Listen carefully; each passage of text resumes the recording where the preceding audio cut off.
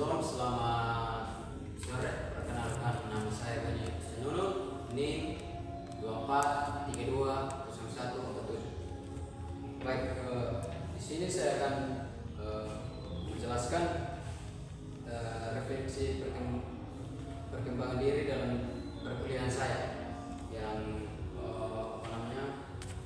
yang membuat saya tidak berkembang dan juga yang membuat saya tidak nyaman di kampus. Jadi yang pertama, selama mengikuti perkuliahan saya mengalami berbagai perkembangan diri yang mencakup aspek akademik, keterampilan sosial, serta sikap dan kepribadian.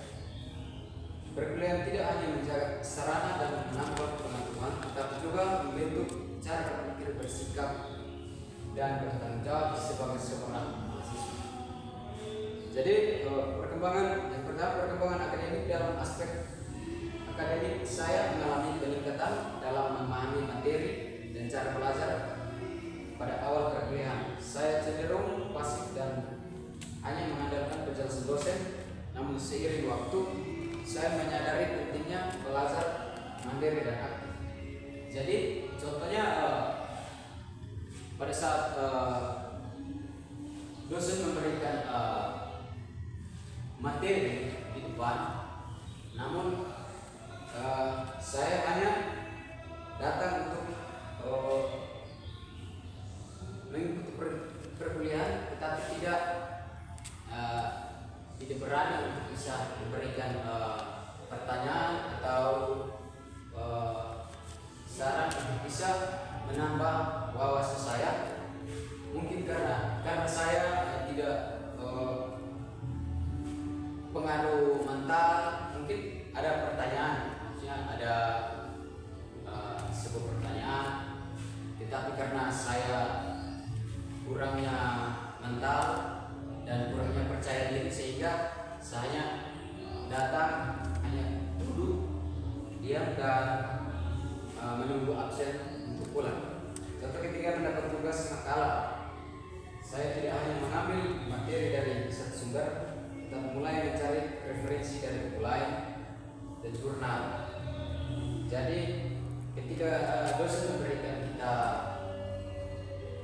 tugas, kita harus saya harus mencari waktu untuk bisa mengerjakan materi atau tugas yang diberikan oleh dosen, sehingga jangan terlambat untuk menyelesaikan materi yang diberikan kepada saya. Lalu yang kedua, perkembangan keterampilan berpikir dan komunikasi. Perkuliahan melatih saya untuk berpikir kritis dan berani menyampaikan pendapat. Diskusi kelas dan presentasi membuat saya belajar menyusun argumen secara logis dan menyampaikan dengan bahasa yang baik. Jadi ketika di kampus saya harus mengembangkan keterampilan saya yang saya miliki dan pemikiran saya untuk bisa berdiskusi dengan teman di kampus, supaya bisa menambahkan wawasan saya menjadi lebih baik dan lebih percaya diri dalam diri saya. Jadi saya bisa diskusi dengan teman, juga saya bisa mengajukan seperti dosen memberikan penjelasan di depan, saya harus memberikan pertanyaan agar bisa membuat saya menambah wawasan saya di dalam diri saya. Jadi saya juga bisa menyusun argumen untuk bisa menyampaikan pendapat saya, pertanyaan kepada dosen dan juga kepada teman yang sekarang mempresentasikan hasil kerja makalah yang mereka kerjakan, dan kita bisa beradu argumen untuk bisa menambahkan wawasan kita untuk ke depan dan bisa kita bawa ke dunia luar, misalnya ke masyarakat di luar sana. Jadi saat diskusi kelompok saya berani mengemukakan pendapat dan menanggapi pendapat teman dengan sopan. Meskipun awalnya merasa gugup, lama-kelamaan kita bisa lebih percaya diri untuk bisa menyampaikan kita punya argumen kepada teman kita yang menjelaskan dia punya materi itu. Jadi walaupun awalnya saya merasa gugup, tetapi berjalannya waktu kita percaya diri untuk menyampaikan kita punya pendapat, kita punya hasil pemikiran kita, sehingga lama kelamaan kita akan terbiasa dengan kita punya argumen atau kita punya yang awalnya kita gugup menjadi lebih percaya diri lagi, menjadi lebih power lagi ke depannya. Lalu yang ketiga, perkembangan kerjasama dan sosial. Melalui tugas kelompok, saya belajar bekerja sama, menghargai perbedaan pendapat, dan bertanggung jawab terhadap peran masing-masing anggota. Jadi contohnya seperti ini. Misalnya kita Bapak dosen memberikan kami tugas kelompok. Jadi misalnya kami ada berempat misalnya. Jadi kita harus menghargai pendapatnya dia, walaupun pendapatnya mungkin tidak sesuai dengan apa yang dipertanyakan oleh pertanyaan yang dosen berikan. Tetapi kita menerima semua pendapat itu. Dari keempat itu kita menghargai pendapat dia, kita masukkan pendapat itu semua, lalu kita menyaring yang baik kita pakai, yang tidak baik kita buang. Ya, untuk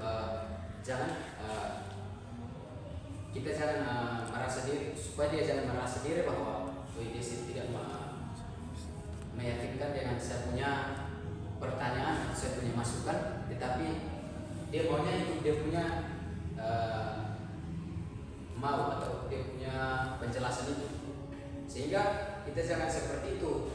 Karena namanya kita sesama teman harus saling menerima pendapat, menerima arahan. Kita juga saling memberikan ruang untuk teman kita supaya bisa dia menyampaikan dia punya hasil yang dia amati dalam dia punya diri, sehingga dia jangan merasa tersingkirkan, tetapi kita saling berkoordinasi dengan anggota kelompok kita untuk bisa kita menyelesaikan kita punya tugas yang dosen berikan. Lalu yang keempat, perkembangan sikap dan kepribadian. Jadi perkuliahan juga membentuk sikap disiplin, mandiri dan tanggung jawab. Saya belajar mengatur waktu untuk perkuliahan, tugas dan kegiatan lain. Jadi ketika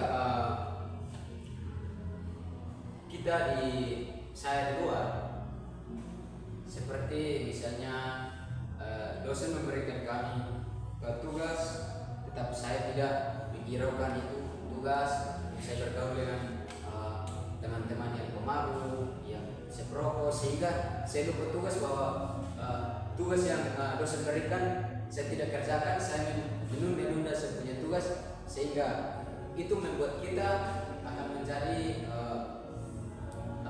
terbebani dalam diri kita, sehingga kita harus berintrospeksi diri untuk bertanggung jawab kepada tugas yang diberikan oleh dosen, sehingga kita harus kerja, jangan hanya datang, duduk, diam dan tunggu absen untuk absen dan pulang.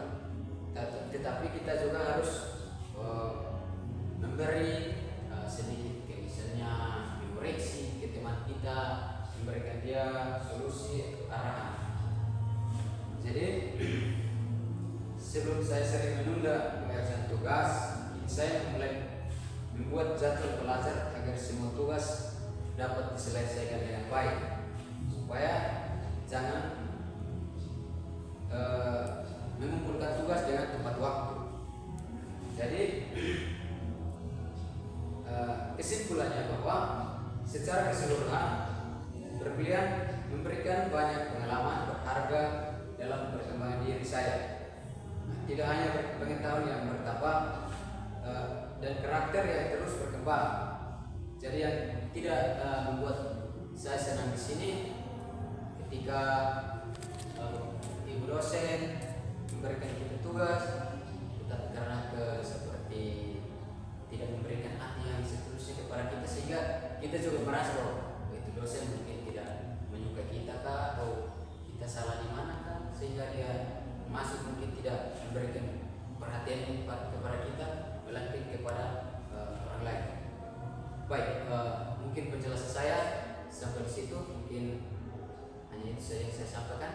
Shalom.